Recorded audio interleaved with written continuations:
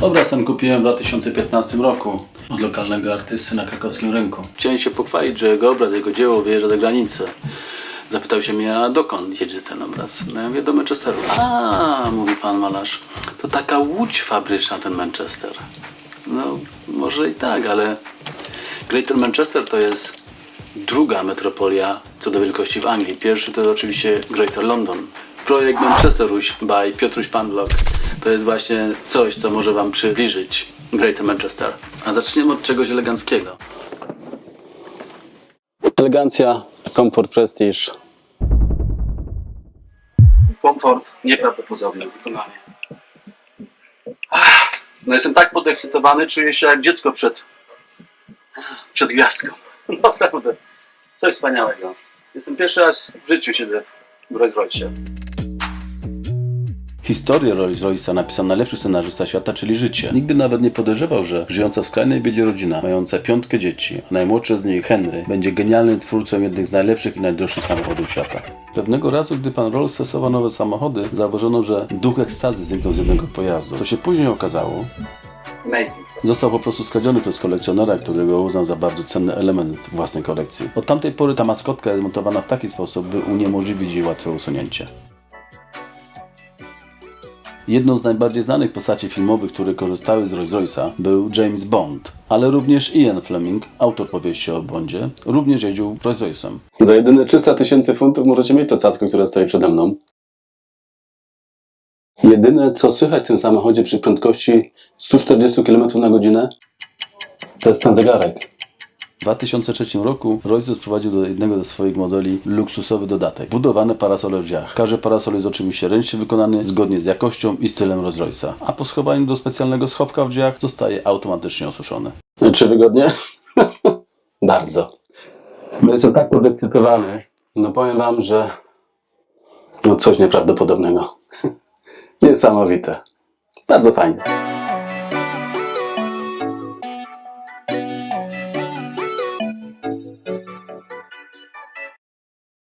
No zobaczcie na to. Tu nie wolno chodzić w butach. Jestem głęboko o tym przekonany, że tu w butach wchodzić nie wolno. No chciałbym taki dywan mieć. Chciałbym taką czuprynę mieć na głowie, jak tutaj jest. Podobnie i tu. Te parasole, o których wspomniałem, stały się tak pożądane, że istnieje anegdota o kliencie, który zgłosił kradzież swojego Rolls Royce'a tylko po to, by po kilku godzinach przyznać, że tak naprawdę brakowało mu tylko jednego z parasoli. A co wspólnego ma Manchesteruś z Rolls Royce'em? No troszkę mi już emocje opadły, więc postaram się wam to wszystko pokazać. Chodźmy dalej. Rolls Royce nie jest jedyną ciekawostką czy atrakcją związaną z Manchesterem. Do Rolls Royce'a jeszcze wrócimy.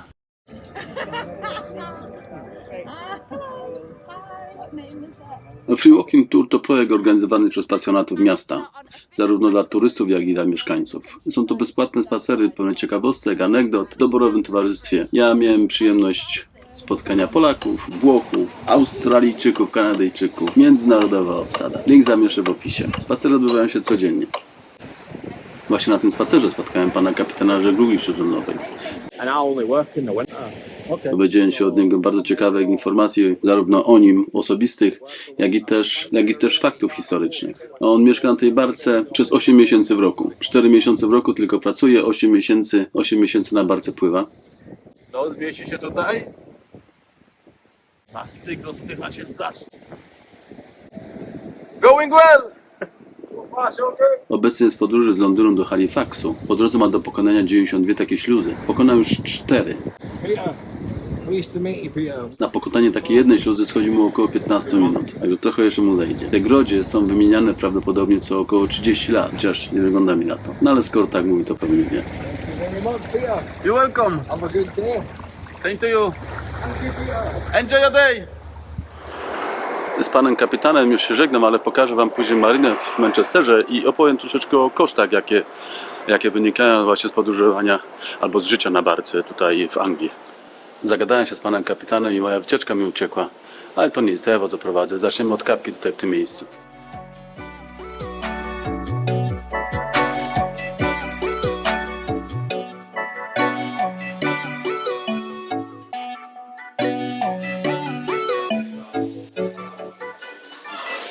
Do tej pory brzęczony w uszach słowa pana artysty malarza z krakowskiego rynku. To taka łódź fabryczna.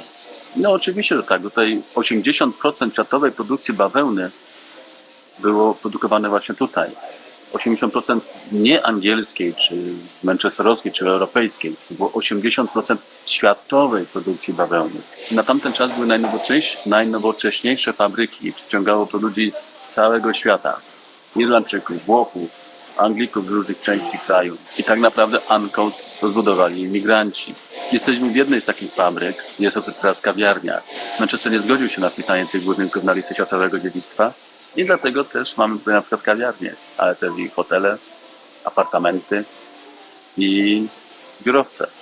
Klimatycznie bardzo fajnie. W XIX wieku Manchester zyskał miano Cotonopolis, właśnie ze względu na dominującą produkcję bawełny. Mówi się, że w pewnym momencie Ancoats miał tak wiele fabryk, że powietrze było dosłownie przesiągnięte kurzem bawełnianym.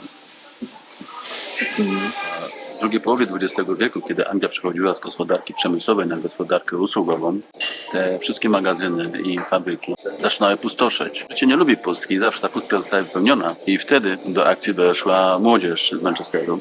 Powstało tutaj wiele kapel, m.in. Simple Red, New Order, Smiths, Joy Division, The Chemical Brothers i wiele innych. Jak widać w Ancoats nic się nie zmieniło, cały czas biznes, tylko zamieniły się rodzaj wykonywanej pracy. Już nie jest praca przemysłowa, a raczej praca usługowa. Tylko w tym miejscu znaleźliśmy 5 osób pracujących przy komputerach. No, nic się nie zmieniło. Money. Zmienił się tylko i wyłącznie rodzaj wykonywanej pracy. Z pracy w przemyśle do pracy w usługach. Możesz mi wesprzeć stawiając mi kawę, a w zamian za to otrzymasz dostęp do audiobooków, które to 2 miesięcy. No, razem tworzymy. Link będzie w opisie. My byliśmy tam, w kawiarni. Ja bardzo lubię takie klimaty. Jak wiecie, pochodzę z Krakowa i ten stary Kraków mnie też całe życie wciągał. Moim ulubionym klubem w Krakowie była Alchemia. Z tym takim surowym, bardzo surowym klimatem. No, rewelacja. A teraz jesteśmy w środku tej fabryki. No i ja powiem wam szczerze, że jestem pod ogromnym wrażeniem, jak to teraz wygląda. No tutaj mam tą kawiarnię, w której ja byłem przed chwileczką, a tutaj widzę, że są biura. Zaraz wam to wszystko pokażę. A tutaj za mną, jak myślę, u góry są chyba mieszkania, ale to też spróbuję sprawdzić. No dobra, zamykam się i spróbuję wam to pokazać, ok?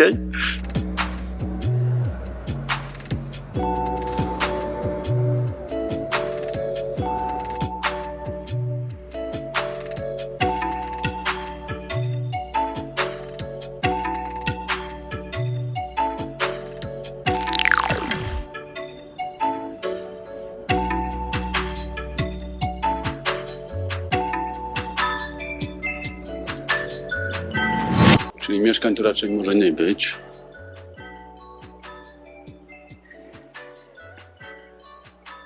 No ale wyobraźcie sobie, co tu się działo. Kiedy to wszystko prędzej działało. Cały Manchester, wszystkie te budynki z czerwonej cegły, to były fabryki i magazyny. Ciężko ogarnąć, rozumiem. To też symbol Manchesteru, ta pszczółka, ponieważ miasto widziane z perspektywy wyglądało jak pracowity ulot. A tu jest makieta tego budynku, jak to wyglądało. Tam była makieta, tu jest rzeczywistość.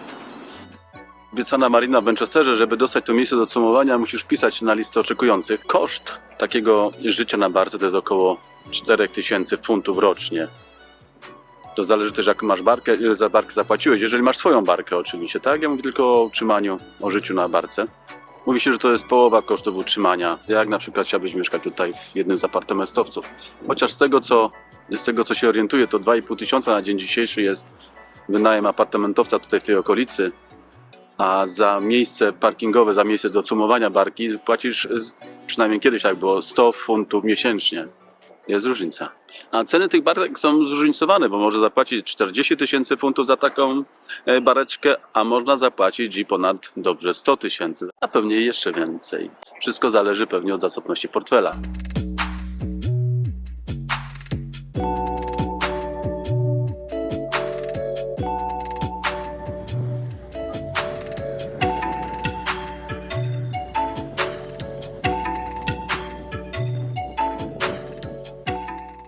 Ogromne znaczenie dla rewolucji przemysłowej, dla rozwoju dla rozwoju przemysłu tutaj w Manchesterze miał oczywiście ten kanał, który jest za mną. A gdy ja tu przyjechałem 11 lat temu, 10 lat temu niech będzie, to tam na horyzoncie widzicie był tylko jeden wieżowiec, jeden drapacz chmur, a teraz jest ich trochę więcej. I rosną jak grzyby po deszczu, bo jeden z ostatnich, który zbudowano go w 15 miesięcy. No i moim zdaniem, nie jestem budowniczym, ale chyba to dość szybko poleciało. Następne 8 jest już w przygotowaniu, ma zatwierdzoną budowę, a kolejne 20 czeka na zatwierdzenie. Także przy tym tempie budowy niebawem możemy zobaczyć kolejne 28 drapaczy chmur.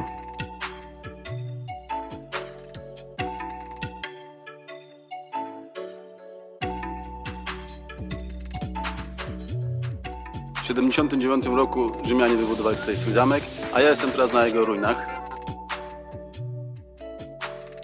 Jedna z barwniejszych anegdot mówi, że rzymscy żołnierze tęskniący za swoimi ukochanymi nadali nazwę tego miejsca od otaczających wzgórz, które przypominały im kształty swoich ukochanych. Być może stąd właśnie mamuczy mocowa mama, które w łacinie oznacza pierś. Choć to tylko legenda, pokazuje jak silne emocje i wspomnienia potrafią wpływać na nazewnictwo i historię. Ciekawostka jest też taka, że ta końcówka Chester pochodzi od łacińskiego słowa casta, oznaczającego obóz czy fortyfikację.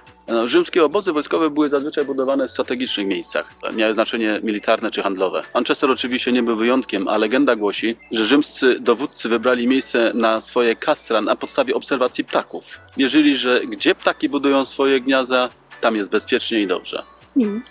Tak więc miejsce, które obecnie nazywamy Manchesterem, mogło być wybrane również z takiego powodu. Manchester. Idziemy do muzeum. Te 2000 lat historii to jakby będzie ciężko zmieścić w takim jednym krótkim filmiku, ale no cóż, trzeba będzie zrobić więcej chyba, co? Nie jestem w stanie obiecać, że będą te filmiki regularnie wrzucane, z tego prostego względu, że ja pracuję, a pogoda też ma dla mnie największe znaczenie.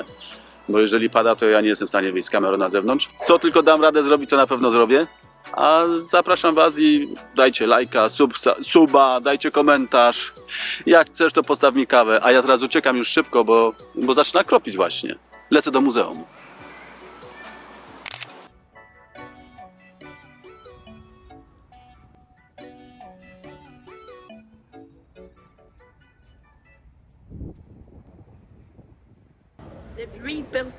Za mną pierwszy komputer, ale opowiem o nim przy okazji nauki uniwersytetów i laureatów nagród Nobla. Rolls-Royce jest bardzo mocno związany z Manchesterem, ponieważ tutaj panowie spotkali się po raz pierwszy. Pan Rolls spotkał pana Royce'a. Pan Royce miał tutaj warsztat w Manchesterze i tutaj panowie się spotkali. A tuż za mną jest AP10. Rolls-Royce wyprodukował ich 16 w 1904, 5, 6 roku. Do dzisiaj zostało ich 4.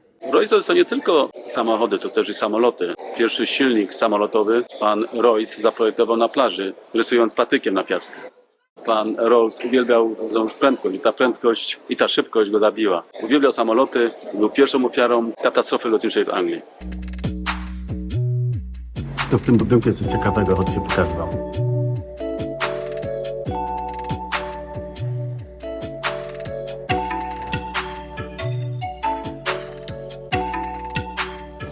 Miejsce to obecnie teatr, a wcześniej to było miejsce, w którym sprzedawano bawełnę. To była taka giełda bawełniana. No piękny budynek, naprawdę rewelacja, podoba mi się to strasznie. A tam u góry to jest ostatnia cena bawełny. Zaraz wam to pokażę z bliska. Zaraz wam to pokażę z bliska.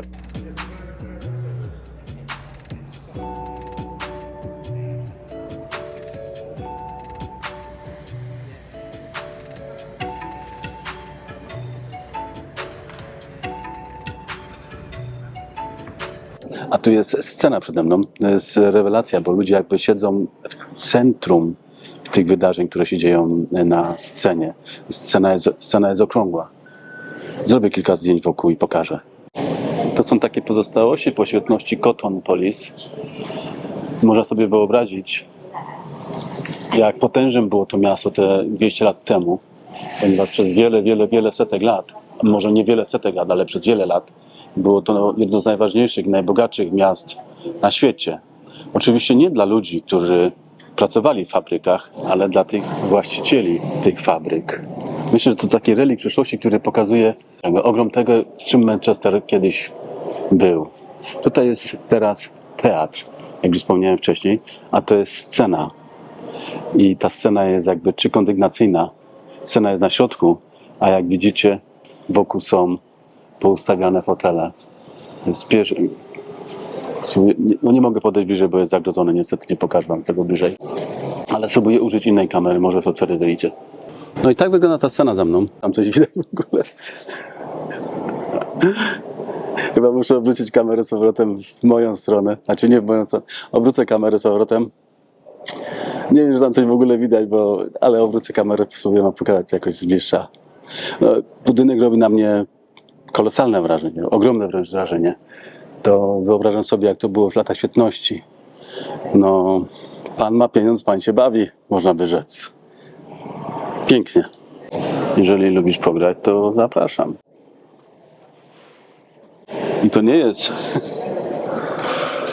A zobaczcie, jaka marka to jest. Tu nie ma miękkiej gry, to jest ten way.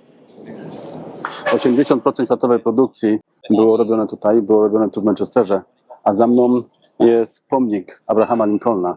Co ma wspólnego Abraham Lincoln z Manchesterem, albo co ma Manchester wspólnego z Abrahamem Lincolnem? Otóż dość sporo. Wyobraźcie sobie, że w czasie wojny secesyjnej to właśnie Manchester, to właśnie pracownicy z Manchesteru postanowili nie odbierać bawełny ze Stanów. Bawełny ze Stanów zbieranej rękami niewolników i przez długi czas tej bawełny zwyczajnie nie odbierali.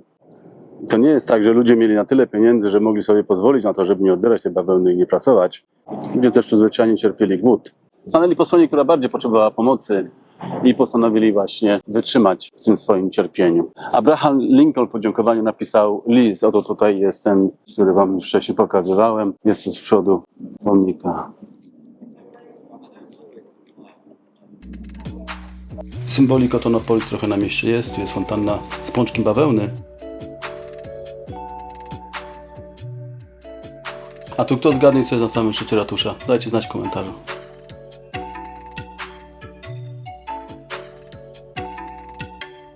To właśnie w tym hotelu za mną odbyło się spotkanie dwóch panów, Rollsa i Royce'a. Ciekawa anegdota na temat tego spotkania jest takie, że pan Royce, znany ze swojej dokładności, szczegółów i detali, umiłowania w detalach, przyniósł ze sobą na spotkanie miniaturowy silnik. A pan Rolls przyszedł wypity. Tym bardziej spotkanie było owocne chyba. Podejdźmy bliżej. Już na podejściu widać dbałość o szczegóły tego spotkania. Stoi Rolls Royce. Tablice pamiątkowe upamiętniające to spotkanie. Jedna, tutaj druga. A tam na ścianie, nie wiem czy widać, podejdę bliżej. Pamiątkowe po pierwsze upamiętniające spotkanie tych dwóch panów. No a teraz to już trzech panów, albo 2,5. Piotruś Pan, Royce and Rolls. Najważniejsze to dobrze sobie opowiedzieć dowcip, prawda? No tak czy owak, pan Royce z Rollsem na popiersiu. Ja jeszcze pokażę tego Royce'a z tyłu. Piękna maszyna. To już w następnym odcinku. Here I come.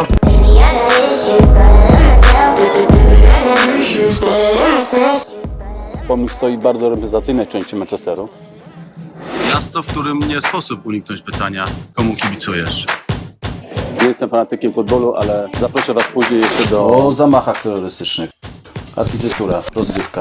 Muzeum Policji i może o gangach i handlu narkotykami, ale tego nie wiem. Na pewno piłka nożna, bo są 2 kluby i de facto 3 muzea. Dziękuję ci bardzo i do zobaczenia. Dziękuję. Razem tworzymy.